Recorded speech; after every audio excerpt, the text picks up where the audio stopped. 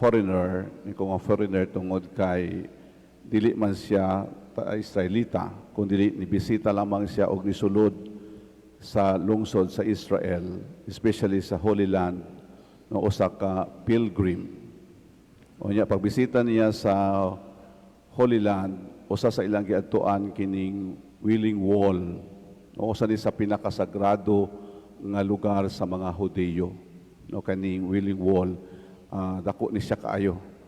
Di believe ilan ni gituhuan nga mao ni ang remnants sa templo ni Solomon, no. Sumuna nga ako mag-ampo sila dito, sila mag-atuba ang Wailing Wall o niya mag-ampo. Ang uban gani musulat sa ilang mga pag-ampo niya isulot, no, may mga sa papel i-insert atong mga kaning liki-liki atong Wailing Wall. So I'm privileged enough nga nakasulod ko ani. So sa pagsulod nako, nag-obserbar ko kung unsa poy mga gihimo sa uban. Yan ibutang po ko ng murag kalo-kalo bitaw sa mga Hudiyo. Yan isulod ko pagsulod nako ni kung saan ako pag-ampo nga bungbong mani, no, bato mani unya daghang mga sagbot-sagbot. Pero balaan to para sa mga Hudiyo. Nya kung mosulod po ka og mosque, wala po yung mga imahin. Ang imo pong atubangon ang kaning bungbong. Musulod po ka sa lain nga mga simbahan, nga mga born again, bungbong pod. Nya sa ato lahi man, no, kaya magoy mga imahe nga ato ang makita. O niya, dili man sa mo ato ang gisimba, pero it is just a replica, no, sa tinuod nga Dios. But anyway, sumoto nga may naay usa ka pilgrim ni sulod o niya, kuyog niya to ang usa ka Israelita, usa ka Hudiyo nga maoy ni guide nila, no, sa ilang tour sa ilahang pag-pilgrims. Niya pa naingon siya nga, pwede ba ko nga makaampo? Naingon niya hatag ko signal ang Israelita, pwede ato ra dito. So niadto din siya, nihikap siya sa kaning Wailing Wall. Naingon dayon siya nga, Ginoo, akong pangayoon kanimo nga unta mahunong na kining gira sa tibuok kalibutan. Okay, kusog niya pag-ampo. Pagkadungog sa Hudiyo na siya nga, very good, maay kayo imong pag-ampo kay para mahunong na ang gira sa tibuok kalibutan. Pagkatao-tao siya, mudugang pakuglaing pangayoon sa Ginoo. Niingon tong pilgrims. Niingon ang Hudiyo, sige, padayon. Sa Ginoo, tabangi ang mga katawhan na magmalinawon. Tabangi ang mga tigulang nga magmadasigon. Tabangi ang pamilya nga magkauli diha sa panimalay. Yun, i-appreciate pod ang Hudiyo. Na siya nga maayo kay imuhang mga pag-ampo. Na siya kung naa pa kay idugang, pangayua pa, no, kay naata sa balaan nga lugar namo nga mga Hudiyo, kaning Wailing Wall, kaning bungbong. Unya na siya, sige, mangayo ko pag-ampo, kay naan mag-ampo ko, so pangayo na ko sa Ginoo. Unya sa ikatulong higayon, ingon siya nga, Ginoo, mahunong naunta ang conflict dinhi sa Middle East. Mahunong naunta ang gira dinhi sa Middle East. Nga unta makauli na ang mga Arab o kaning mga Hudiyo. O kaning mga Hudiyo unta ilang ipanguli ang mga yuta nga ilang gipanguwa sa mga Arabo sa Arab. Pagkadung sa Hudiyo, "Hey, time sa dili na mao nga pag-ampo. Nya-ampo ka nga bungbong ra man imong giampuan. Dili na dunggon." Dili na dunggon. So, kung ang pag-ampo di ay no, nga maka-inon ta okay nila, so okay, kay dunggon. Pero katong pag-ampo, nga maigo sila, so iyang gi pagnan, iyang gi buyag ang pilgrim. Kay ang gusto, ang iyang dili man siya ganahan, no, sa mga Arab, o niya, na ingon pa itong pag-ampo nga iuli ang mga gikuha, no, nga mga kabtangan o yuta nga gikuha sa Israelita. Pag-ampo kini diin kitang tanan usab, no, sa tagsa na to kaugalingon giawhag nga mag-ampo. Nayuban nga usahay magbagulbol nga sa ilahang pag-ampo wala pagidungog, wala gihatag sa Dios. Nayuban nga ma-discourage o dili na mo padayon sa ilang mga pag-ampo kay hangtod karon wala pa man gihapon gihatag sa Ginoo. Sa ato pa ay kung naatay pangayoon sa Ginoo, kung mag-ampo ta, kinahanglan gadi ay nga ihatag dayon. So maghulata kay nangayo ramanta. Human ang Ginoo nag-ampo usa sa mga tinun-an niadto kaniya og niingon, Ginoo tudloi kami unsaon pag-ampo. Tudloi kami unsaon pag-ampo. Sumoto nga gitudlo sa Ginoo ang mga pag-ampo nga angayan usab nga atong himuon, atong ilitok matag adlaw. Niingon na Ginoo, ingon ini ang pag-ampo. Amahan namo nga naa ka sa mga langit, pagdaygo ng imong ngalan. Umabot ka namo ang muging harian, matuman ang imong pagbuot dinhi sa yuta, maingon sa langit. Ang kalan-on namo sa matag adlaw ihatag ka namo karong adlaw. Pasayloa kami sa among mga sala, ingon nga nagapasaylo kami sa nakasala kanamo. Og dili mo kami itugyan sa panulay, hinunua luwasak kami sa dautan. I presume nga kitang tanan nga niya dili sulod sa simbahan nga naminaw karon through radio o live streaming na kantigo ni ini nga mga pag-ampo. Pag-ampo nga gitudlo gayud sa atong Ginoong Jesucristo. Ani ko I presume tungod kay daghan kaayo sa atong mga kaigsuonan karon nga mga Katoliko nga wala ka antigo, di kami memorize ani nga pag-ampo. Pipila man sa atong mga kaigsuonan labi na kanang mo interview ko og kaslonon na kanang kalaslon. So ako udayon ipangutana sa pag-interview nako nakamemorya na ka sa basic prayer. Amahan namo maghimaya ka Maria, himaya sa amahan og Ginoong Jesucristo. O kamemorya na ka sa mga basic prayer. O naiusahay mo ko kamemorya na ka sa mga basic prayer. Naiuban mo ingon na kamemorya na ko Father. Unsa man imo na memorya? Ang kalan-o namo. Mayo di ay kay ang kalan-o namo ra siya yang na memorya. Sa o naapoy uban pangutan-on nimo sa mga basic prayer kamemorya na ka. Unsa mga basic prayer? Santa Maria. So maski kana laha sa ilang tinubagan, so kulang sila og pagtudlo. Kulang sila o katikismo, kabahin sa mga pag-ampo, how much more sa mga doktrina, sa doktrina ng Katoliko. So sani, nga angay nato nga pamalandungan. So kung mag-ampo ta, naatay pangayoon sa Ginoo, so maghulat kita, magpakiluoy kita. Dili nga magbagulbol kung kabalik-balik ta og pangayo unya wala pa gihatag. Mala unsa may giingon no sa ebanghelyo. Human gitudlo ni Kristo ang pag-ampo. Niingon siya sa ebanghelyo, sultihan ko kamo nga bisag busa sultihan ko kamo pangayo kamo o kamo hatagan. Pangita kamo o kamo makakaplag. Pagtukto kamo og ablihan ang pultahan alang kaninyo. Mao na iyang giingon kay ang tanan nga mangayo atagan og siya nga mangita makaplag og ang pultahan ablihan alang kaniya nga nagtuktok kaniya. So nga sa ato pa ang pag-ampo nga padayo no kaning gitawag nga persevering in prayer. Nga kung wala gihatag sa Dios ang ato ang gipangayo, wala nagapasabot nga muhunog na ta. Kung wala gihatag sa Dios, wala pagidungog sa Dios ang ato mga pag-ampo, dili unta kita mabugnaw sa pagtawag kaniya.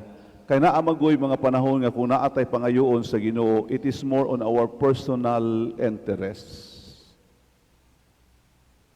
So dato nato ang kabubuton sa Dios. Kami yung ato po tanawo no nga nangayo ta pero tanaw po nato sa side nato kita nga nangayo. Kay for example nangayo ta nga Ginoo hinaot unta nga maayo ko sa ako ang sakit. O mao na imong giampo. Maayo ko sa ako ang sakit. Nangayo ka nga ayon ka sa imong sakit. Unya gitambagan bitaw ka sa doktor nga dili na ka magsigi kaon og humba, dili na ka magsigi kaon og litson, dili na ka magsigi magkaon og kani bitaong karne baboy. Nya pagkakita nimo kay asay pista tuwa ka. Pag kita nimo sa humba o litson, habhab mo ka taman-taman na maayo ba na imong sakit? Kay mao maning advice sa doktor, unya nangayo ta nagampo ta nga ayuhon ta sa atong sakit. Oh. Unya may mga Ginoo madato na unta ko. Muna mo gipangayo sa Ginoo madato. Unya madato ka sigara makaglingkod. Wala man po galihok. O naay usa ka batan-on ni siyang palit tabangi ko og ampo nga makapasar ko sa ako ang kaning board exam. Ni ko nga okay man na nga mag-ampo ta pero tabangan ka nako sa nga mo ampo ko nimo. Ni ko ako siya gipangutana. Okay, nag-ampo ko para nimo, ikaw nag-ampo po ka. Kaya basta yun katabangi ko og ampo, unya ikaw wala ka nag-ampo. Unya gidugangan pag yun nako, okay na siya, nag-ampo ta, nanawag ka sa Ginoo, no, para lamdagan, kaluyan, pero ang pangutana, nangayo ka nga makapasar ka sa imong board exam. Pero nag-ampo ka nga makapasar. So, kung nag-ampo ka nga makapasar, ikaw po maningkamot. Kung sa ato pa, mo-review ka mo, tuon po ka. Kaya mag-usa malamang nag-ampo niya, walay review, walay tuon-tuon, makapasar ba ka ta? No? So, muna sa side na to, sumatod pa sa usa ka theologian sa ingon siya, no, the Sunday's Gospel talks about prayer. The evangelist, si San Lucas, suggests that prayer begins with the rest of asking. Asking, no? Mabito itong niingon kaniya ang iyang tinunan, Lord, teach us to pray. So it is entrusting oneself to silence and uncertainty. So God is not at our disposal. We give Him the freedom to answer yes or no or hulat. For if we want to get what we want, everything we pray, we are not praying to God, but to ourselves. Our prayer becomes a projection of our personal needs. O, so maghulat na yun no, kung kano sa ihatag sa Ginoo. In prayer, we leave ourselves open to many possibilities. We do not expect God to answer us in the way we want, but in the way God wants. Hence the saying, man proposes, God disposes. So diha, padayon na gyud ta sa ato mga pag-ampo. Dili kita mawad-an og paglaom, kung dili kanunay nga motawag kita sa Dios. Mala in the first reading, no, si Abraham. Unsa man si Abraham, nipadayon siya sa paghangyo sa Ginoo, nipadayon siya sa pag-ampo, sa dihang ipakanaog na unta sa Ginoo ang silot sa Sodoma o Gomora.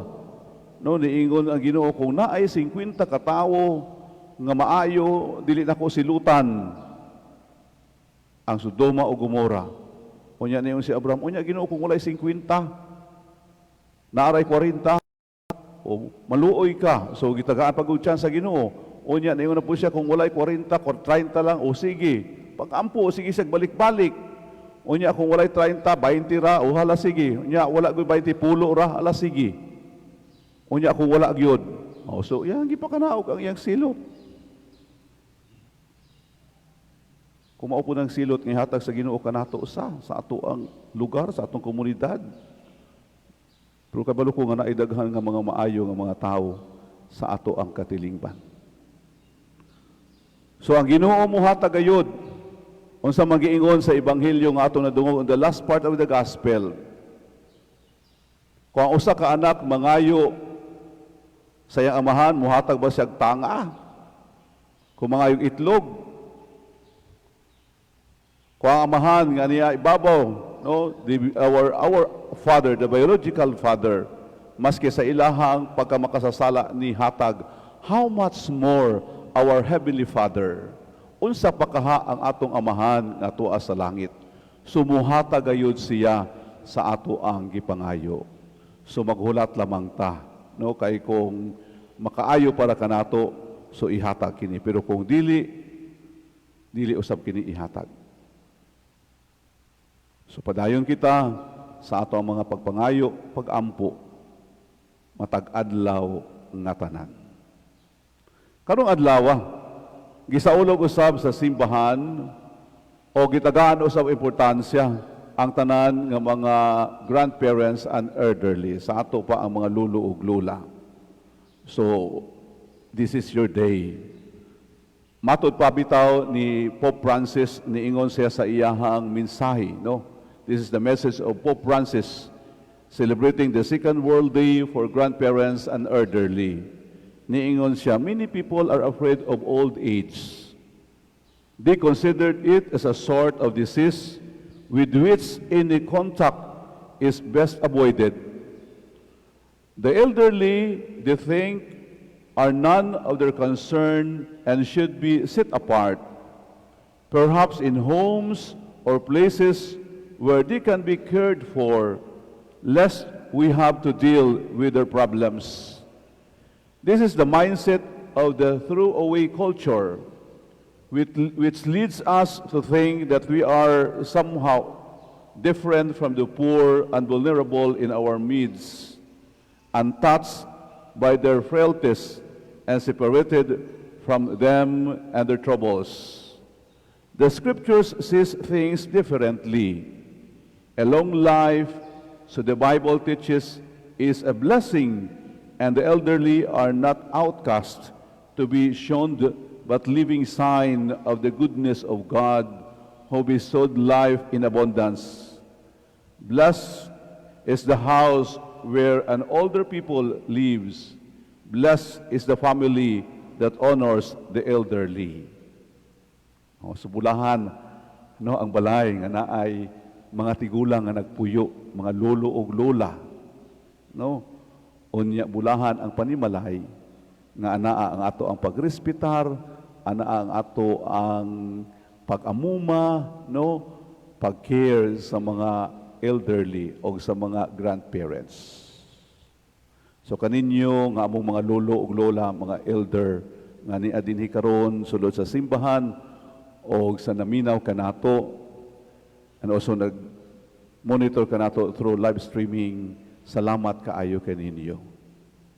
No, nakita namo, no, I know nga we have a lot of wisdom. The good example nga inyong gipakita kanamo diha sa pamilya, diha sa komunidad.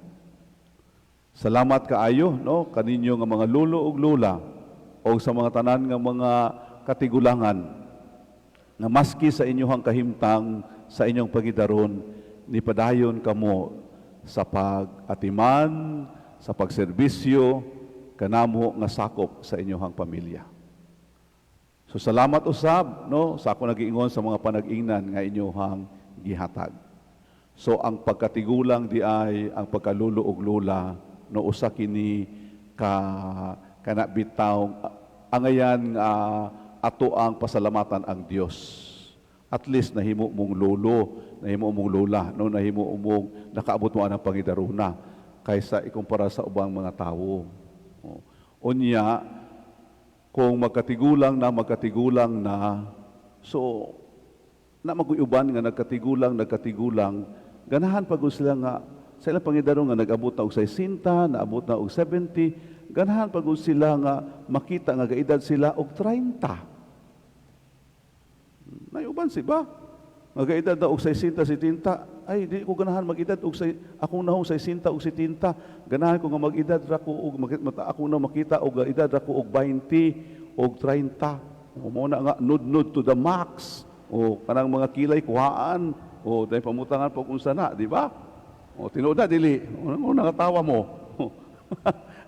So, manausay, no, maski ang saon nato, pamutang o mga maskara, o mga nudnod, ibutang sa ato ang nawong, niya usahay ka ng buhok, himuong itom, ang itom himong puti, no?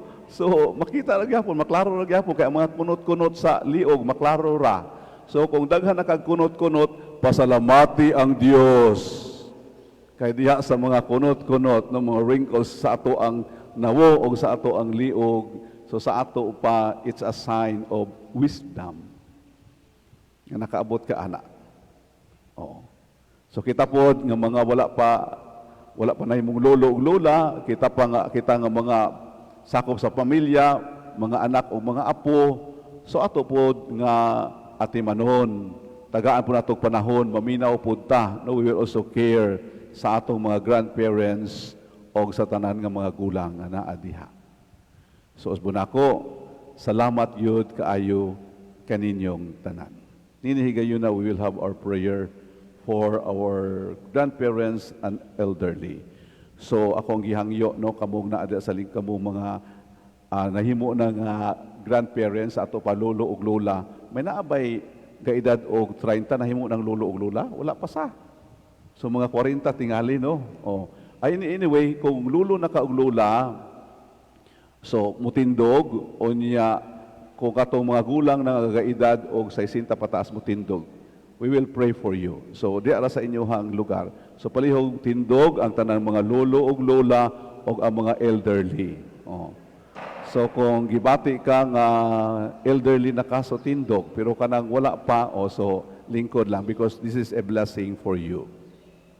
And this is the prayer. So prayer for the Second World Day for grandparents and elderly. I give thanks to you, Lord, for the blessing of a long life, for to those who take refuge in you, grant always to bear fruit. Forgive, O Lord, resignation and disillusionment, but forsake me not when my strength declines. Teach me to look with hope to the future you give me, to the mission you entrust to me, and to sing your praises without end. Make me a tender craftsman of your revolution, to guard with love my grandchildren and all the little ones who seek shelter in you. Protect, O Lord, Pope Francis, and grant discharge the Church to deliver the world from loneliness. Direct our steps in the way of peace. Amen. Langito na mong amahan, panalangini kining mga katawhan nga niya karon dinhi, kining amo ang mga lolo ug lola, our grandparents and elderly. Nga unta makapadayon sila sa ilahang buluhaton matag adlaw, lig-uno nimo, tagaan og maayong panglawas, taas nga kinabuhi makapadayon sa pagpangalagad. Kini among gipangayo pinagi ni Kristo among Ginoo. Amen.